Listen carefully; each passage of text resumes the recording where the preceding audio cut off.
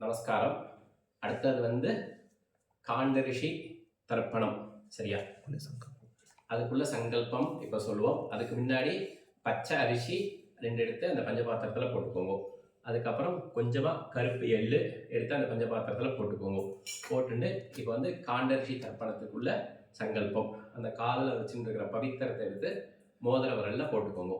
போட்டுட்டு இப்போ பண்ணிக்கோங்க. शुक्लांबरधरं विष्णुं शशिवर्णं चतुर्भुजं प्रसन्नवदनं ध्यायेत् सर्वविघ्न उपशान्तये.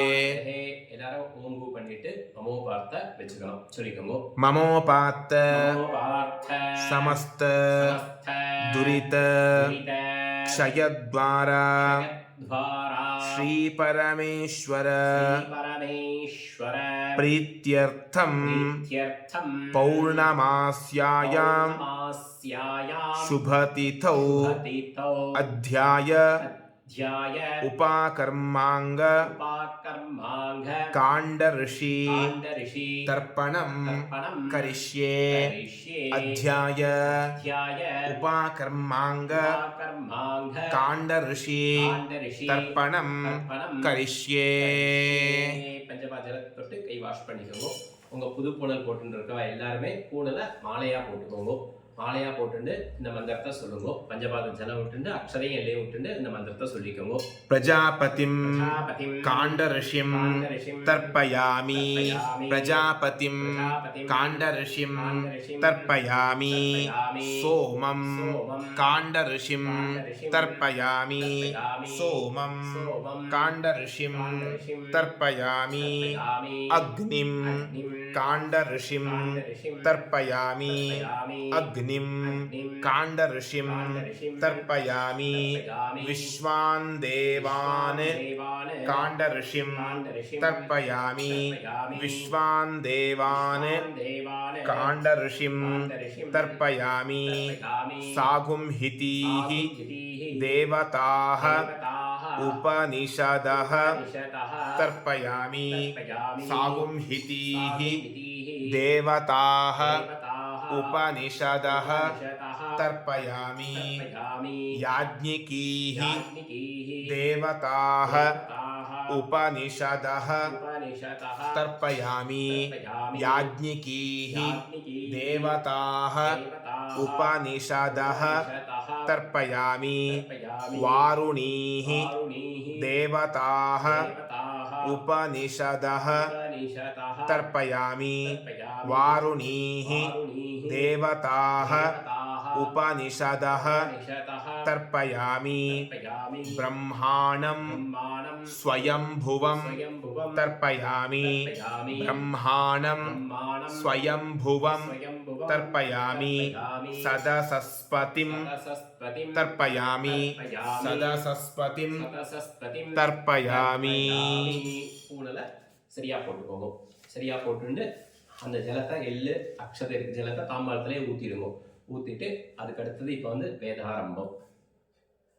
பவித்திரத்தை ஊத்து காதில் வச்சுட்டு பஞ்சபாத்திரத்தில் வேற ஜலம் எடுத்துட்டு ஒரு ஆச்சமனம் பண்ணிக்கோங்க. அச்சுதாய நமஹ. ஓம் அனந்தாய நமஹ. ஓம் கோவிந்தாய நமஹ. கை வாஷ் பண்ணிட்டு கேசவ பவித்திரம் போட்டுக்கணும். கேசவ நாராயண மாதவ கோவிந்த விஷ்ணு மதுசூதன त्रिविक्रम वामन श्रीधर ऋषिकेश पद्मनाभ दामोदर. பவித்திரம் போட்டுக்கோங்க மோதிர விரல்ல. அடுத்தது வந்து இப்போ வந்து வேதாரம்பம். இப்போ சரியா? எல்லாரும் கூட்டிக்கோங்க. शुक्लांबरधरं विष्णुं शशिवर्णं चतुर्भुजं प्रसन्नवदनं ध्यायेत् सर्वविघ्न उपशान्तये. எல்லாருமே பிராணாயம் பண்ணிட்டு மமோபார்த்த வச்சுக்கோங்க. ममोपात्त समस्त दुरित क्षयद्वारा श्रीपरमेश्वर श्रीपरमेश्वर प्रीत्यर्थम् प्रीत्यर्थम् अध्याय अध्याय उपाकर्म कर्म कर्मांग कर्मांग वेदारंभम वेदारंभम करिष्ये करिष्ये अध्याय अध्याय उपाकर्मांग कर्मांग वेदारंभम वेदारंभम करिष्ये பஞ்சபா ஜலத்தை தொட்டு கை வாஷ் பண்ணிக்கோங்க. வாஷ் பண்ணிட்டு பிரார்த்தனை பண்ணிட்டு இந்த ஸ்லோகத்தை சொல்லுங்க. வேதாரம்பத்தை हरिः ओम हरिः ओम इषेत्वा ऊर्जेत्वा वायवस्थ उपायवस्थ देवो वः सविता प्रार्पयतु श्रेष्ठतमाय कर्मणे हरिः ओम हरिः ओम यज्ञस्य घोषदसि प्रत्युष्टं रक्षः प्रत्युष्टाः अरातयः हरिः ओम हरिः ओम शुन्धध्वं दैव्याय कर्मणे हरिः ओम हरिः ओम ब्रह्म सन्धत्तं तन्मे जिन्वतं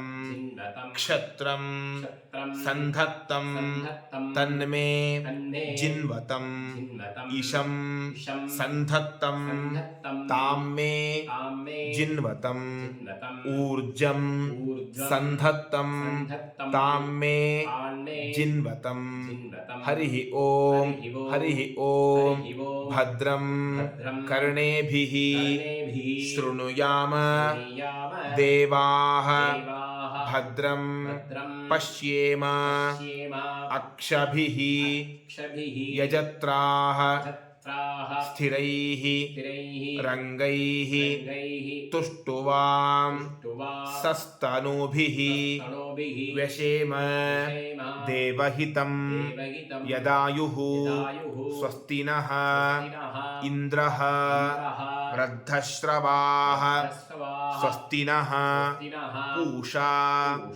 विश्ववेदाः स्वस्ति नः तार्क्ष्यः अरिष्ट नेमिः स्वस्ति नः बृहस्पतिः दधातु हरिः ओम हरिः ओम संज्ञानं विज्ञानं प्रज्ञानं जानत् अभिजानत् संकल्पमानं प्रकल्पमानं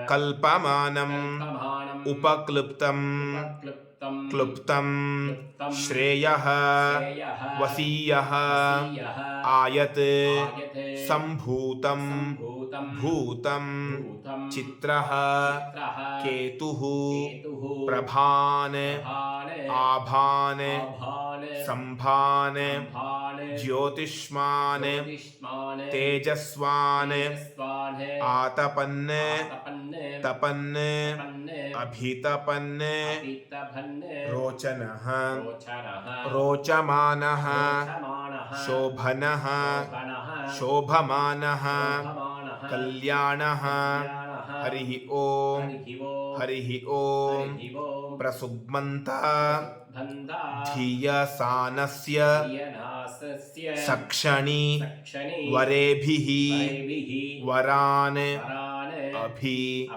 सुप्रसीदत हरिः ओम हरिः ओम अग्निमीळे पुरोहितं यज्ञस्य देवं ऋत्विजं होतारं रत्न धातमं हरिः ओम अग्न आयाहि वीतये गृणानः हव्यदातये निहोता सत्सि बर्हिषि हरिः ओम शन्नो देवीः अभिष्टये आपो भवन्तु पीतये संयोः अभिस्रवन्तु नः हरिः ॐ अथाथः दर्शपूर्णमासौ व्याख्यास्यामः प्रातः अग्निहोत्रम् हुत्वा अन्यम् आहवनीयम् प्रणीय हरिः ॐ मायारस तजभन लघुसंहितं गौः ग्मा ज्मा क्ष्मा हरिः ॐ अ इ उन्न ऋ ए ओं ऐ औच हयवरट लण् ञमगणनं जभङ्ग घटदश्य जब गडदश्य खफ छठ थ छटथौ कपै शशसर हल इति माहेश्वराणि सूत्राणि हरिः ॐ गीर्णः श्रेयः धेनवः श्रीः रुद्रस्य नम्यः भगोहि याज्या धन्येयं नारी धनवान् पुत्रः हरिः ॐ ब्राह्मण क्षत्रिय वैश्य शूद्राः चत्वारः वर्णाः अथ कर्माणि आचारात् यानि गृह्णन्ते अथ शिक्षां प्रवक्ष्यामि पाणिनीयं मतं यथा हरिः ॐ अथातः धर्मजिज्ञासा हरिः ॐ अथातः ब्रह्मजिज्ञासा हरिः